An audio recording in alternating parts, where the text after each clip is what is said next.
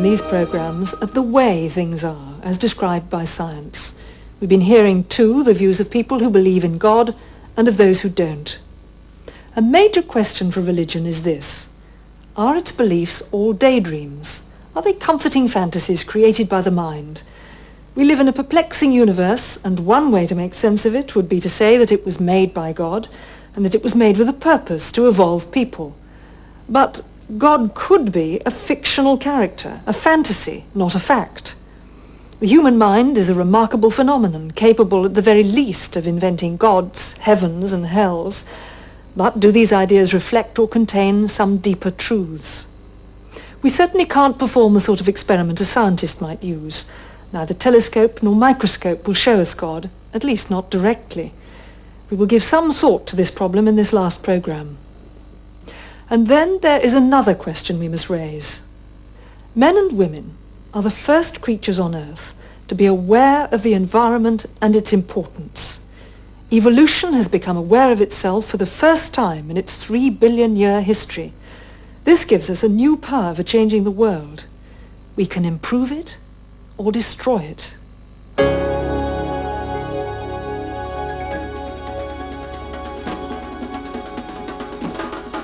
A new approach to the religions of the world is taking hold of believers. It is no longer proper, many would argue, to say, I'm right and you're wrong. The emphasis now is on the total religious experience of mankind. Each religion has something to offer. We can share our beliefs, read each other's scriptures, agree and disagree in a spirit of brotherhood. This new mood made it possible for leaders of all the world's great religions to meet together and pray together for world peace at Assisi in October 1986. The different religions share a common concern for the welfare of the world, and each religion bears witness to the fact that there is a spiritual aspect to human life. A lot of interesting investigation has been done by an institute in Oxford, which was founded by Alistair Hardy, investigating spiritual experience in Western society. And they found that many people have had experiences which seem to be of a spiritual character, experience either of unity with the world or an assurance of meaning and purpose in the world. Often in no particular way associated with conventional religious expectations or phraseology. And I think that there is good reason to believe that the spiritual capacity is an essential human capacity. Now, it may not be much exercised by some people, and it may not be recognized as such when it's exercised by others. But I think there's good reason to think that it's part of being human. I think we must make the distinction between spirituality and religion. And that is why I feel at home with anybody, insofar as I do believe man is essentially a spiritual being. And as such, whether he understands or believes that that originates in God, he is a spiritual being. And there is so much in spirituality that I can share with every man before ever we come to the question of a believing in a personal God.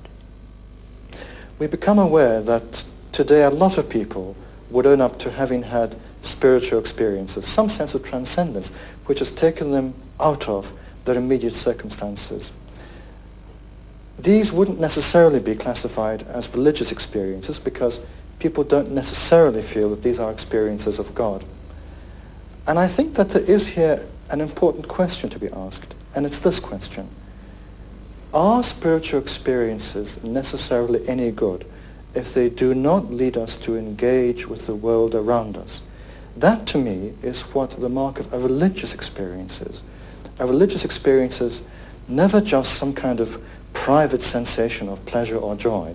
It's something which draws us much more deeply into the world with all its pains and sorrows, problems, difficulties, and so on. There may be disagreements, sometimes profound, between the various religions, but it rather looks as though they share the same roots in human nature. People are spiritual animals. Religious beliefs can't be tested in the same way that scientists test their theories, but still, believers would like to know whether what they believe is true or not. How do they find out? One way is to take seriously the whole religious experience of mankind. Again and again, there are people who have spoken of discovering enlightenment, of being given grace, of being born again. Artists in many traditions have used a sort of cartoon symbol to show that such people have, as it were, seen the light. It's the symbol of the halo. How else can one illustrate an inner discovery? The spiritual experience is personal and is not open to public view. A corona of flame or a glow of light is the only way an artist can picture this unpicturable truth. Lives are illuminated by inner experience. Perhaps this is a new stage in evolution. A material universe has produced living creatures. Chemistry has given birth to life. In some of those creatures, mind has emerged. Now for the new stage. With mind comes the opportunity for enlightenment, for spiritual experience, whether it be Buddhist, Christian, Hindu, or whatever. We can see in the common water lily why Buddhism has chosen a flower to represent its symbol of enlightenment, the lotus blossom. It grows in the mud and darkness at the bottom of a pond, and it pushes its way up through the water towards the light until it reaches the surface. Then in the air and the sunshine, it opens. The opening, the blossoming, is enlightenment. Spiritual experiences don't prove the existence of God, nor do logical arguments. Philosophers have realized this for a long time. Roman Catholic theologian Hans Kung reaches this conclusion in his book, Does God Exist? He writes, "None of the traditional proofs of the existence of God work. It has long been admitted, but at least they bring God back into the conversation." The fact that people can't prove God, however, doesn't mean that they can't know him. Like a lot of people who pray, I have times when in stillness and quiet I feel that I know God. And these are times when I feel a sense of presence of God, and more than that, when sometimes I even feel a communion with God. In this context, communion with God is a feeling that I am able to give love to God, and a feeling also of being held in love by God also. Spiritual experiences are surely natural to human beings because we have many levels of input to our consciousness, and the mere fact that there's obviously more to material things than just the fact that they obey the laws, the physical laws. I mean, a piece of music can be described exactly in scientific terms, but that exact description misses the whole point about it, which is that it speaks to us in some way, which is purely a spiritual way. In fact, it was Einstein himself, I think, who said after hearing a piece of music that now he could believe God exists. If so many and such a variety of people say that they have spiritual experiences of the presence of God or of enlightenment, then it makes sense to treat them seriously. Perhaps there really are great discoveries to be made here. But how should we set about making spiritual discoveries? We could follow the example of science. Sir Peter Medawar, Nobel Prize winner for medicine, wrote about how scientists make discoveries. A scientist is a man who, by his observations and experiments, by the literature he reads, and even by the company he keeps, is putting himself in the way of winning a prize. He has made himself discovery-prone. Now this could be exactly the way forward for someone who wanted to explore and test the content of religious faith. Science is a sort of impersonal encounter with the world. It involves personal factors of judgment, but we're looking at a world, the physical world, that we dominate and that we poke around and we treat as in that sort of impersonal way. And that's a very valuable and useful form of inquiry, but it will only lead us to a certain impersonal form of knowledge. And that's why, if we go beyond physics to talk about the God who might be the God of physics, he turns out to be the great mathematician. Now, we've lots of other experience which we take absolutely seriously and which is of the greatest importance to us, which is personal in character. Our interaction with each other and things of that nature, which are beyond the powers of physical science to describe. It is a different form of encounter, based on, not on testing, but on trust. And it seems to me that if we're to meet God as a truly personal God, as a God we think of as our Father, and the God and Father of our Lord Jesus Christ, it will be in that area of personal encounter. And for me, that centers on, if you like, the personal encounter with Christ. The strange, mysterious, but compelling figure that I meet in the Gospels when I read the Gospels, and the one who is spoken of in the witness of the Church, and I believe encountered in the sacraments of the Church.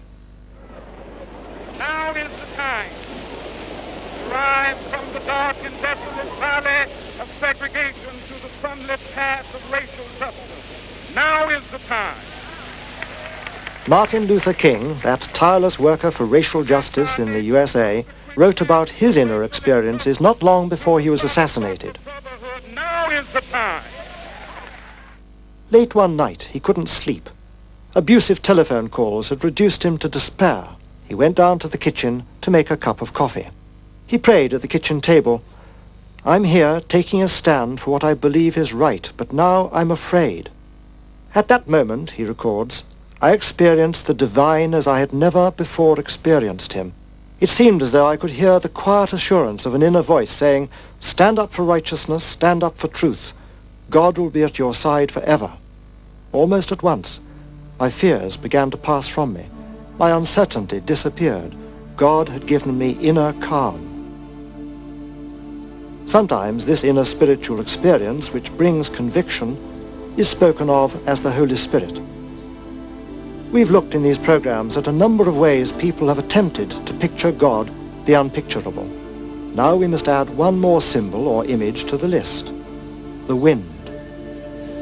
The invisible wind is a dynamic and intimate image of God, the Holy Spirit. God in the inner spiritual experience. The wind can be powerful or gentle, and is linked in Hebrew to the idea of breath, breath which gives life. Our English word inspiration, meaning to be breathed into, comes from the same idea. The experience of God within you, the personal inner experience of the Spirit, is apparently very common. But there are often doubts.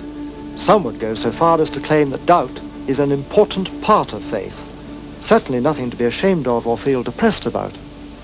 I must confess that doubts are always, rather than being a negative thing, they are so much part and parcel of faith. So very much part and parcel of faith. Rather than confessing doubts as being negative, let's rejoice in that because I doubt and my little brain, my intellect doesn't achieve its pound of flesh, so to speak, that my faith might not be whole. Believing as it was for Christ on the cross doesn't guarantee comfort. Believing doesn't guarantee intellectual competence or achievement. Believing is believing even though we don't see. And in fact, this risk that's inherent to the act of faith must be taken, on the one hand, as the difficult thing in faith, and on the other hand, as the authentic faith. It's the experience of many Christian people, and certainly my own experience, that we've not been given a simple, serene faith that is completely untroubled. There are times when I say to myself, it all sounds too good to be true, the Christian hope of fulfillment, and I wonder whether I'm just encouraging myself by thinking about it that sort of way. When I do that, I say to myself, okay, well, deny it. And I know then that I actually can't deny it. I have a very strong negative faith, though a rather wavering positive faith. And I think that corresponds, if you like, to the scientific experience of, in science you have to have an attitude with which you approach the world, a point of view, but you have to be open to the correction of that point of view. And there is doubt and certainty in science in that sort of way as well. Of course, it affects you much more deeply in religious matters because they speak to much deeper levels within one. If a scientific theory that I had espoused turned out to be wrong, I should be sorry, but my life would not be totally changed. If my Christian faith, I came to the conclusion my Christian faith were not true, that would be a very major change in my life. It depends what you mean by the term God. Most people use it to mean a being with whom one can have a personal relationship. I do not believe in such a God. Before the scientific revolution, the whole of the universe was explained in terms of a creator. Now we take a very different point of view, and we like to explain how the universe works in the context of the scientific method. And God, as far as I'm concerned, is an unnecessary complication to that. So, is belief in God all self-delusion? A psychologist might argue that we created God in our own image because we crave for comfort, for someone to look up to, a belief to make sense of the world. God may be no more than a rather serious daydream. I think there is a very distinct difference between prayer life or a prayer experience and an experience of daydreaming. Daydreaming perhaps is switching me off where I am not involved. Prayer is basically an encounter, and therefore where I am very involved by my choice. And hence, in daydreaming, there is an unprogrammed pathway of, as the word says, daydreaming. In prayer, I have identified a God following from a personal experience, and I am working, getting to know him, trying to know him, evolving out of experience, be it the experience of sickness or of joy or of whatever experience. This sense of encountering God, and not just dreaming God up, is a common feature of spiritual experience. All experience of God is, of course, inner experience. No one else can tell me whether my experience is true or not. Each of us has to find our own faith and make our own judgments. Even science depends upon faith. I think a scientist needs enormous faith at the very basis of his science. We have to believe that the universe is well regulated, that the same physical laws are in operation both here and at the other side of the universe. Now, these are ideas we can test, we can but we can never prove. And at the very beginning, we have to assume that there is a logical coherence, that there is an orderliness about the created world, which is there for us to understand and discover. Now, this need not have been the case. One can, I suppose, imagine a universe with the physical laws changing in an arbitrary kind of way as time goes on, and this would make a nonsense of any scientific view. So we need the faith that there is an underlying coherence and order behind everything, and that is quite unprovable. It's amazing how little one can actually prove. I suppose when you think about proof, you think about mathematics, which seems such a secure thing. But to everyone's astonishment, 60 years ago, an Austrian called Gödel showed that you couldn't prove the consistency of mathematics. So even that subject involves an act of faith, that it really does hang together. So I think that proof is a word to be used very sparingly. What I'm much more concerned with is not things that can be proved, but things that are rationally motivated, that you have good reasons for believing are the case. And that's what I think is a scientist's instincts. Scientist's instincts always to say, what makes you think that might be so? And I think that's a very healthy question to ask, and I want to ask it about religion as well as about science. And I think that both science and religion are rationally motivated. They have evidence to which they can point. Wherever a person places their faith, in science, in God, or in both, the future holds some extraordinary opportunities for mankind, and some daunting tasks. One of the things that science shows us is that we are products of nature. Mistreat nature, and we mistreat ourselves. Evolution is a multi-billion-year process, and many environmentalists now take the view that life on Earth is one great interlocking system. Some even go further and suggest that we should think of the living planet as one immensely complex organism. They've called it Gaia, after the Greek goddess, Mother Earth. The living environment in the forests and the oceans of the planet is not just the background to our lives. Our lives are part of it. We are part of the environment. It depends upon us, and we upon it. It's time that both science and religion encouraged a new respect for nature. St. Francis loved nature because it spoke to him of God, and therefore he urges us, I think, today, through his example and through his writings, to respect nature. He also tells us not to see nature simply as a resource which can be used for the good of humankind, but also as a beautiful, intricate, ordered whole which lives in harmony. And I think that here there is an important lesson for humankind, which is that we, as part of the natural world, function at our best when we too live in harmony with the natural world and with each other. One of St. Francis's most famous writings was a hymn called A Canticle to Brother Sun. Most high, all-powerful, good Lord, yours are the praises, the glory, the honor, and all blessing. To you alone, Most High, do they belong, and no one is worthy to mention your name. Praised be you, my Lord, with all your creatures, especially Sir Brother Sun, who is the day, and through whom you give us light. And he is beautiful and radiant with great splendor, and bears a likeness of you, Most Holy One. Praised be you, my Lord, through Sister Moon and the stars. In heaven you formed them, clear and precious and beautiful. Christianity, perhaps more than any other religion, has always treated the material world seriously. The main celebration of Christians is the communion meal. As the bread is broken, the words are said, "This is my body." And as the wine is blessed, "This is my blood." They recall the words of Christ at the Last Supper. They celebrate the belief that God can be encountered through ordinary material things. God not only creates the material world, but he's known through the material world. It's interesting to ask ourselves, why is it that things matter? Why do people matter? Why do whales matter? Why are we disturbed at the thought that the whale population of the world might be destroyed? Why does nature matter in that sort of way? I think it's a basic experience these things do matter.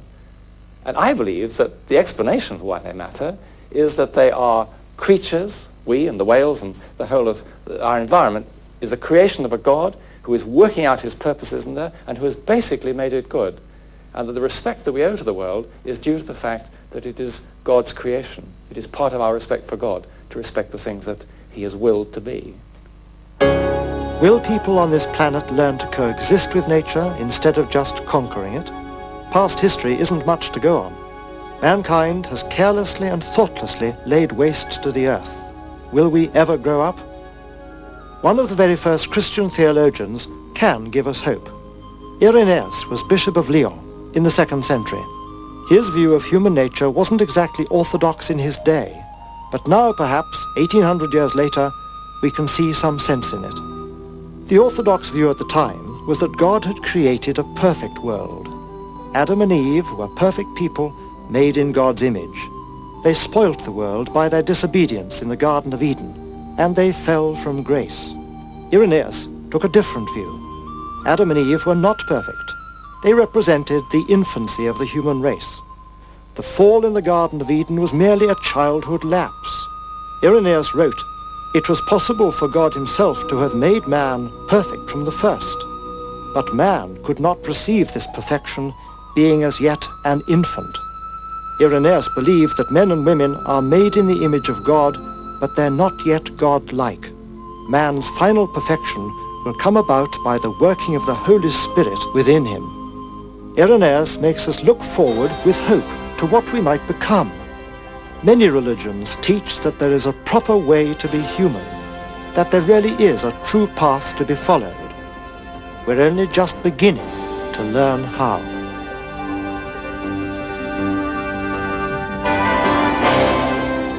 We are products of life on Earth. We are part of the environment. But there is something new here. The chemistry and biology of evolution have created creatures, us, who can, to a degree, direct our own future. Just as we are developing the means for destroying the environment by pollution, by radiation, by overcrowding, for instance, so we are also waking up to the responsibility we carry for the environment and our future. Here lies our power. It is an unparalleled episode in the history of the living planet. The blind laws of nature are no longer blind. Scientists themselves, products of nature, have discovered the fantastic stores of energy locked up in atoms. They've put men on the moon. Others are using new skills. Genetic engineers can reshape plants and animals by restructuring the chemical code in their genes. Many people who believe in God now think of his creation as a process. He is creating in every moment of time, using the laws of physics, chemistry, and biology. We are part of that process. Now we can begin to share in the act of creation. We are transforming the world. Perhaps we'll even be transformed ourselves.